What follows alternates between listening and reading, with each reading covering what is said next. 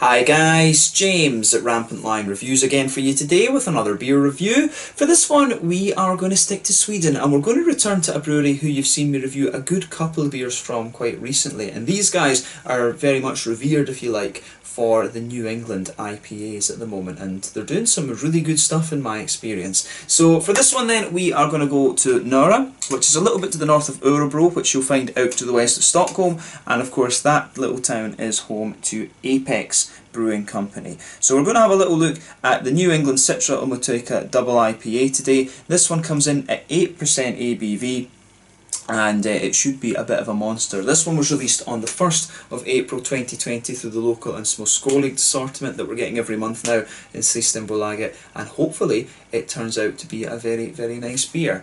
The last two beers that I had from Apex were the Acme and the Martin the Martian. Those were the ones that were released in March, and both of those turned out to be very, very nice. My advice with Apex Brewing Company would be pretty much, you know, these guys are mainly, so almost solely I think, brewing New England hazy style IPAs, and they're getting a lot of credit for it, quite rightly so in my experience. But with this brewery, basically pick one of the beers that has a hop in it that you like and you will really, really enjoy it. These guys have got a very solid base recipe, and a lot of what they're doing is kind of playing around with different hop combinations and things like that, and I think they tweak the malts a little bit and stuff as well. I would love to see these guys do a black IPA or a West Coast IPA. That would be a really interesting project for them, but for the moment it is pretty much only New England's Pales IPAs and double IPAs that you're getting from these guys, but they're doing some great stuff at the moment. So definitely one of the Swedish breweries that you want to keep an eye on if you're interested in Swedish craft beer.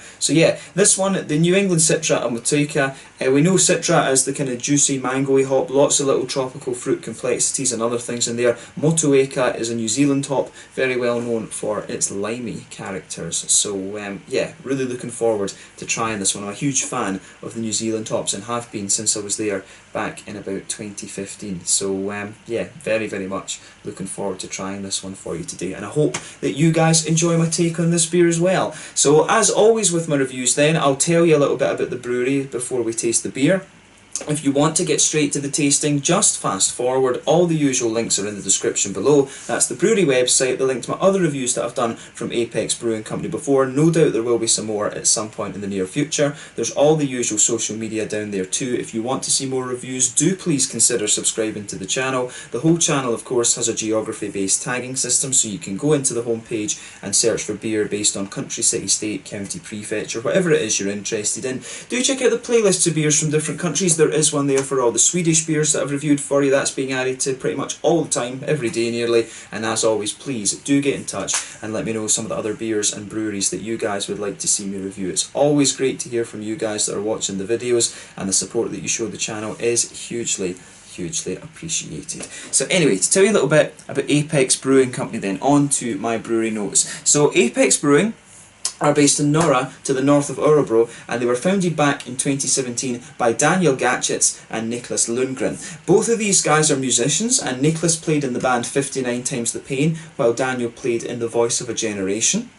And those two are responsible for the brewing operations, but there are a few others in the company. This is Leif Carlson, Ola Eriksson, and Roger Hjelm as well. Roger Hjelm, sorry, bad pronunciation. But these guys started off with a small 500 litre brew kit and 6 fermentation tanks, and they were selling their beer just in the local area before they got it into Systembolaget. But in 2018, they brewed around 35,000 litres of beer per year with about 25 different varieties. As I say, most of those beers, I think pretty much all of them to be honest with you, tend to be IPAs, and I think at that hazy IPAs, but they were planning to reach 100,000 litres of beer per year in 2019, and going by the way their beers have been distributed around, I would not be surprised if they probably exceeded that amount of beer brewed. I couldn't find any further figures on what they were doing, but as of April 2020, when I'm filming this review for you, they've produced 80 different kinds of beer, and as I said, you will find maybe two, usually it seems to be that they release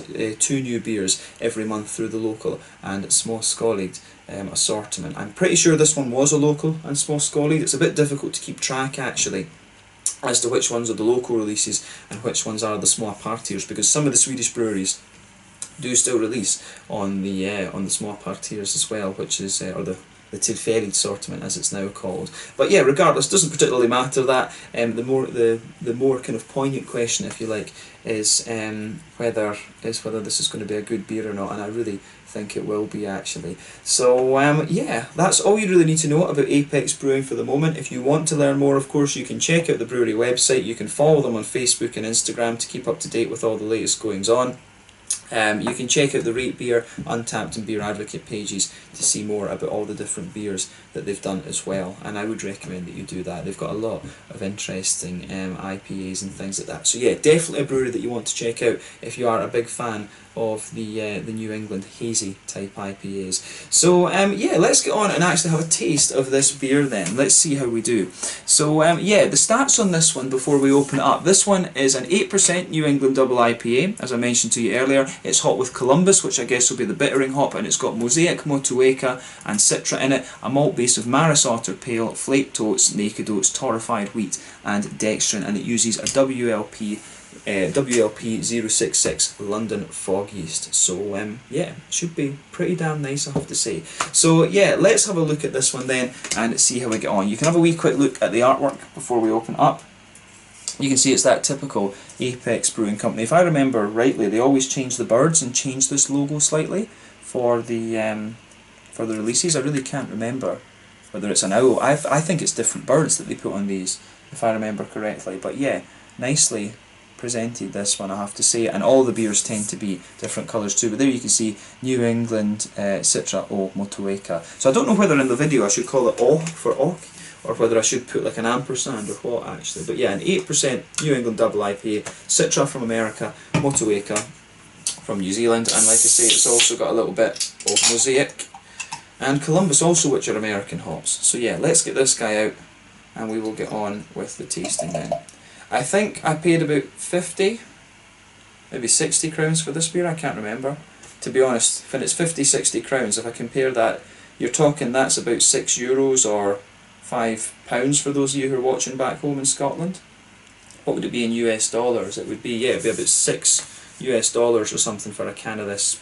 What would that be, about 7 Canadian, something like that?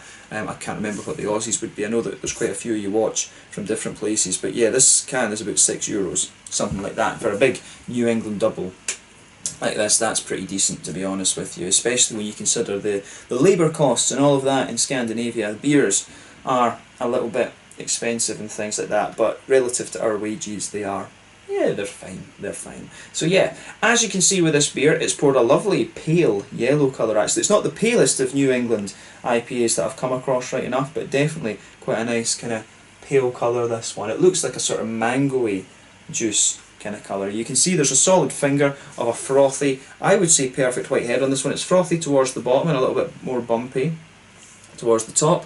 One or two big bubbles sticking towards the side of the glass, a few little ones heading up towards the bottom of the head there, but you know, overall it does look pretty damn nice. It's kind of what you would expect. If I put my fingers behind the glass, you can see this one is very, very hazy, and I mean at 8% ABV, this is what you expect. You know, the higher the alcohol content with these beers, the more wheat, the more oats, so the hazier the thing's going to be. It's not far off being one of the soupier looking New England IPAs that I've had before, but yeah, it's definitely not the gloopiest, soupiest or gloopiest that you're going to find within this style bracket. But it looks very, very nice. Definitely one of the ones that's leaning a bit more towards the light end of the spectrum in terms of its colour. But yeah, nothing overly surprising about this beer in terms of its appearance. The things that are going to affect the colours of the beer, of course, would be the length of the boil and exactly what malt varieties you've used in it. So yeah.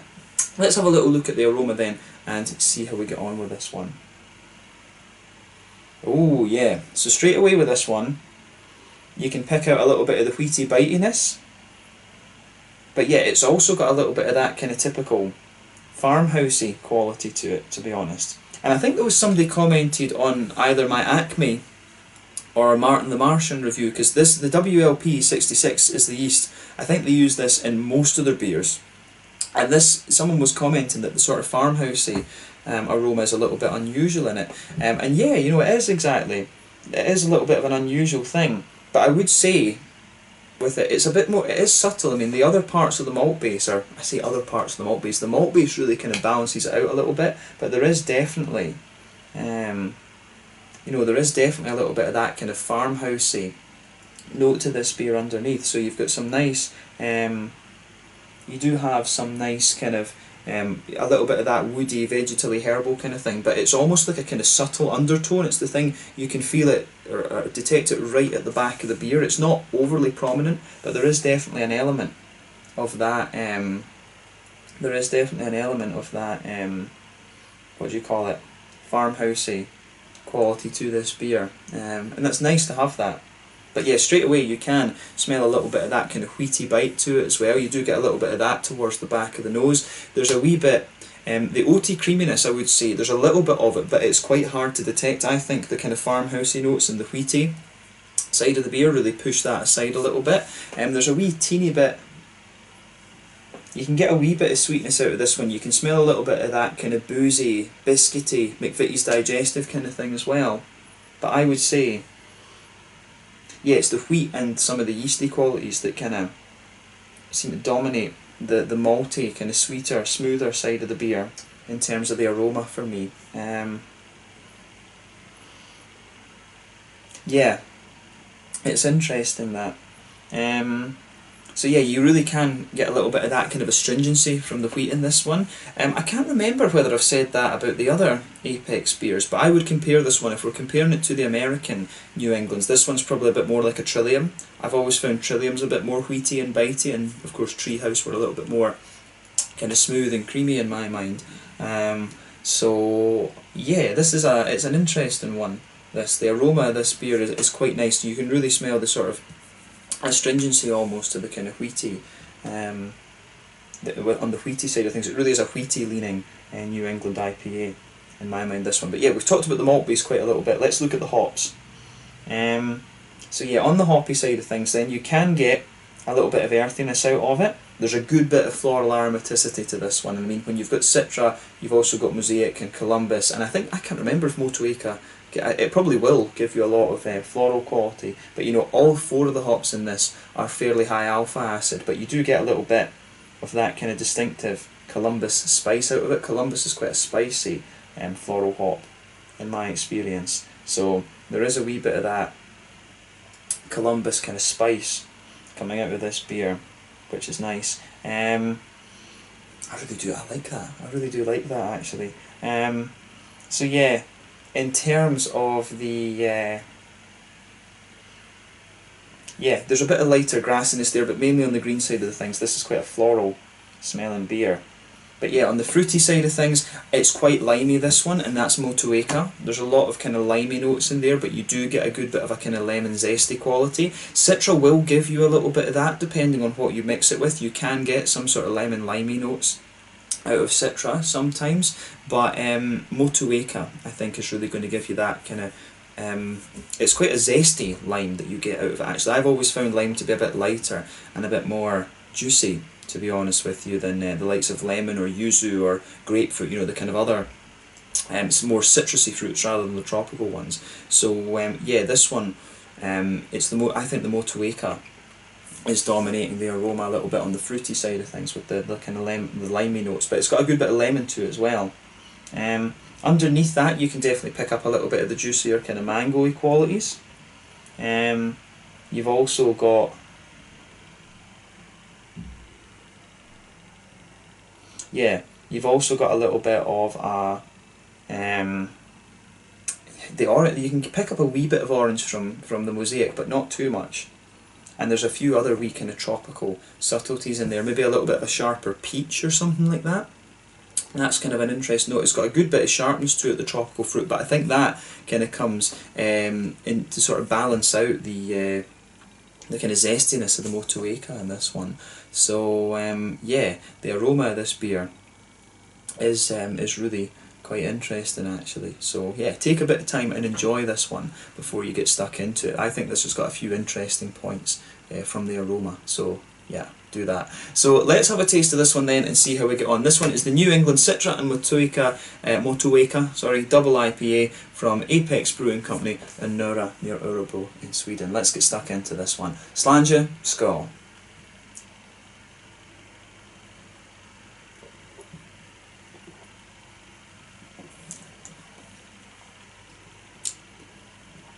Yeah,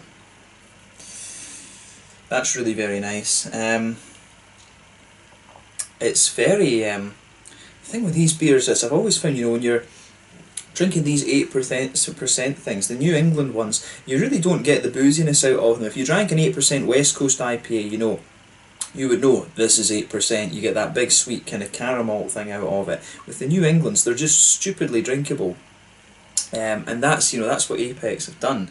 With this, I wouldn't say this is the more. This is a very well. It strikes me as a very well balanced New England. It's not overly thick and creamy, and it's not overly crisp either, and it's not overly wheat leaning. It's got a little bit of everything, which I quite like. It's even got a little bit. The further you go into the aftertaste, it's going to have a little bit of the farmhousey type thing that you might associate with, you know, with the Alchemist beers. Actually, it's got a little bit of that to it, which is interesting.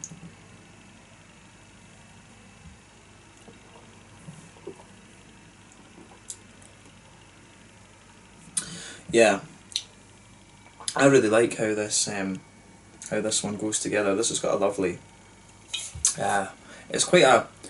It's got this one is, if I think about it in the general spectrum of the New Englands, if you like that your IPAs to be a bit more wheaty leaning, if you like them to be a bit more kind of citrusy and zesty and a bit floral, this is one that's going to tick a lot of boxes for you. I mean, those that drink this style regularly probably enjoy a bit of variety. Sometimes you want a more kind of juicy, oily orange type one. Sometimes you might want a little bit more kind of citrusy, zesty thing, and sometimes you might just want a nice, smooth, tropical New England double IPA. You know, or it's just kind of whatever takes your fancy. But this is more wheaty, it's more zesty, and it's a little bit more kind of florally. So that's the kind of.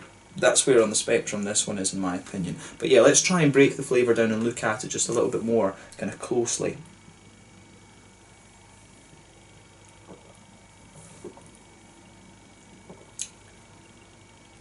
So yeah, straight away with this one you can feel that nice white bready wheaty quality, that blankets the middle of the tongue. The further you go into the aftertaste, you will get a little bit of a kind of, you will get a wee teeny bit of that farmhousey note coming out of it, but the WLP 66 yeast that's in this one doesn't give you too much in terms of that flavour, and it really shouldn't, because it is more of a kind of smooth yeast that doesn't really lean towards the it doesn't really lean towards being sweet or thick or anything like that. It's really quite a smooth yeast generally, and that's the impression that you get from this beer. So it's interesting that you do get a little bit of that farmhousey quality in the aroma there. Could that be from the wheat that they're using or something like that? It's kind of an interesting point. They could be using a little bit of rye, but it doesn't say that. I don't think it actually says that on the beer, because you would find it would say rogue. But yeah, no, it doesn't say that. Maybe it could be, in some of these beers I do wonder if the rye gives you a little bit of that sort of farmhousey vibe to the beer. But yeah, as I say, you get that nice kind of white bready, pardon me, pale malty thing that just blankets the middle of your tongue. As you go further back on the palate, you get some nice kind of wheaty bitiness out of the beer, which is good. And yeah, it does lean a little bit more towards that wheaty, bitey sort of thing.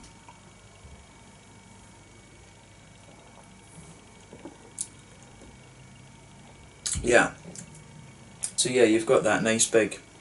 You do have a little bit of that. It's not overly prominent, but you do get a bit of that kind of almost astringency from the wheaty side of things towards the back of your palate.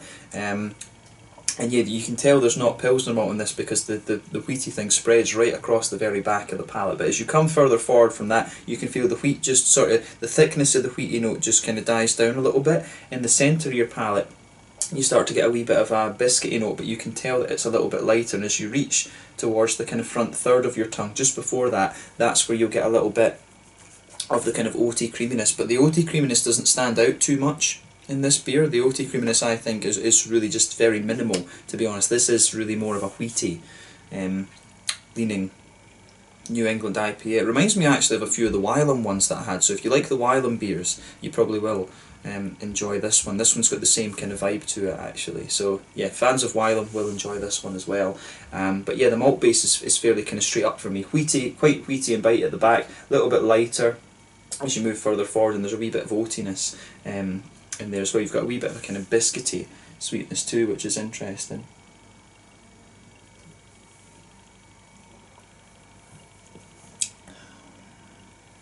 So yeah, I like how this I like how this one goes together. The malt base, it really grows on you after a little while actually. But in fairness, when you go further into the aftertaste, you will get a few.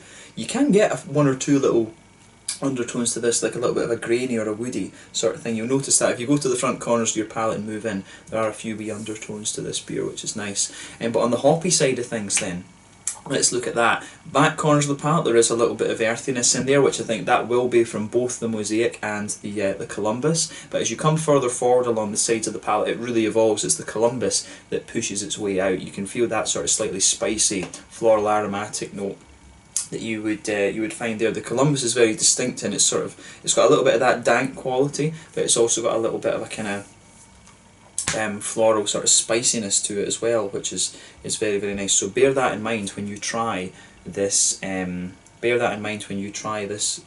Columbus. It's got a really nice kind of darker, spicy kind of note to it as well, which is good. Round the front curve of the palate, you can feel some of those floral elements there, but it's distinctively lighter and more grassy. But you will see that it does become quite zesty, and that will be the Motueka doing that, which is interesting.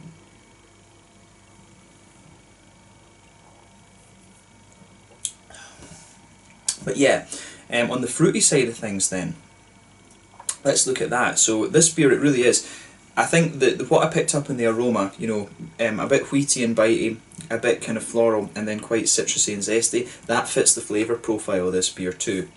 So on the fruity side of things then, you get that nice oily bubble behind the front curve of the palate where those juicy fruity esters push their way out of the beer. And for me, this one, if you go towards the back of that, you can get some darker tropical fruit. It is more of a kind of passion fruity note actually. It really is passion fruity, and you get a bit of that darker, almost sour quality from a kind of passion fruity note. Then as you move further forward from that, you can feel that it spreads out and it smooths out a little bit. You do start to get a wee bit of a mango to the beer, and then further in front of that, you can get a little bit of orange, which I'm guessing will be the Mosaic. It has that little bit of tangerine orange, but then as you reach the kind of front edge of the tongue, it really does get more kind of citrusy and zesty, a lot of lemon limey qualities pushing their way out of this beer. And it's not just straight up lime, I don't think. I think there is a wee bit of lemon in there as well, but the lime has a good bit of pungency to it, and you feel that just behind the very kind of front edge of the tongue, which is really, really nice. You do get a good bit of a big kind of zesty quality out of this beer, which I very, very much like. So yeah, as I say, this beer, if you like a big citrusy, zesty, wheaty and floral New England type beer, then you are going to enjoy this one. I think this one, it's quite different from some of the other ones I've had recently, and I like how within the New England category you can get these beers. You do get the more citrusy ones, you get the more wheaty ones, you get the more creamy ones, you get the more tropical ones. There is a good bit of variety in this style, and I mean, I complain a lot on the channel that everyone is brewing these hazy beers because it's the style that's popular just now. I wish there was a bit more variety, like with West Coasts and black IPAs, and there is starting to be a little bit more of that, in fairness. But I really like how this one goes together. This gets a big thumbs up from me. I do like the more kind of citrusy approach that this one has. The kind of peachiness that I was talking about in the aroma, that's the one thing that doesn't really come out in the flavour for me. But this is a lovely, lovely New England double, in my opinion. I like how this one goes together.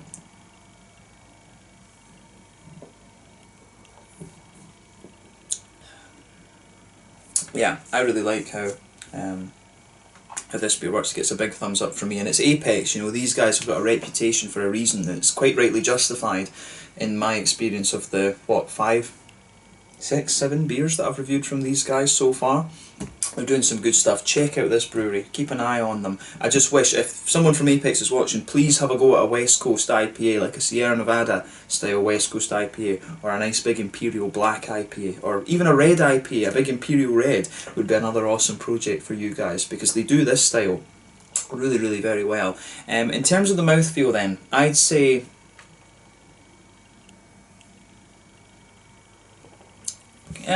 fairly mid-bodied beer for 8%. It actually does feel a little bit lighter. I think this is a fairly kind of middle of the road beer in terms of its mouthfeel. I like the you know, I do like how this one goes together. It's got a lovely kind of lightness to it. It really reminds me of the Wylam beers where I was reviewing when I was in Durham. It really has a bit of that vibe about it. the Wylam beers from Newcastle. But yeah, mid-bodied. It does have a bit of crispness to it at the same time, even though it doesn't really have Pilsner malt, from what I gather. But yeah, it does have a bit of crispness, a bit of drinkability. It's dangerously drinkable for 8%. Smoothness to the malt base, not overly sweet, just mainly quite smooth. A little bit bitey from the wheat, as I said. And the mouthfeel overall, I would describe as... yeah, I would describe it as quite, it's just quite a drinkable beer, to be honest with you. In terms of the IBUs and the hoppy bitterness, I think we're looking at maybe, this one's I think is more than 30, I think this is maybe about a 50 IBU beer. I think about 50 IBUs, which isn't surprising when it's a bit more boozy. You do get a little bit of alcohol warmth down here from this one, and I think I've always found that with the ones that are a bit more citrusy and zesty, you will get a little bit more alcohol warmth out of them. And the thing is, I think I'm maybe drinking this one quite fresh as well, but it does seem that it's getting into that thing. I always feel you need to give these beers about 2 weeks in the can or so just to mellow out and get the green away, but we're starting, you can tell with this one it's starting to be in very, very good nick actually. So yeah, this one, you will get a little bit of that kind of big hoppy kind of greeny side of thing out of it if you're drinking it right now. But this is a lovely, lovely beer. 50 IBUs, nice big kind of fruity zestiness to it. Not too much in the way of juicy character, but I would say, again, I'm repeating myself, but if you like your New England IPAs to be zesty, wheaty and kind of floral, if you like a bit more of a bitey New England IPA, this is one that's really going to suit you down to the ground. And at 8%, this thing is stupidly drinkable. So yeah, let's just leave it at that for this one. This is a lovely, more zesty, bitey sort of New England IPA, and it's been really nice to review this one for you. It's always cool to try new things from Apex Brewing as well, and they do only brew the one style, I guess you could say, mostly, but they really do manage to make you think a little bit about the beer when you try new things for them, which is always good. So yeah, I look forward to seeing what they release next month, and you will see these guys at some point in May on the channel. So I hope you've enjoyed this review. Thank you again for watching my beer reviews. Until the next time, please like, subscribe, share, all the usual YouTube stuff. Let me know your own thoughts on this beer in the comment section below. Let me know what your favourite beers are from Apex Brewing Company as well. We will return to these guys at some point very soon, probably within the next 3-4 weeks, something like that.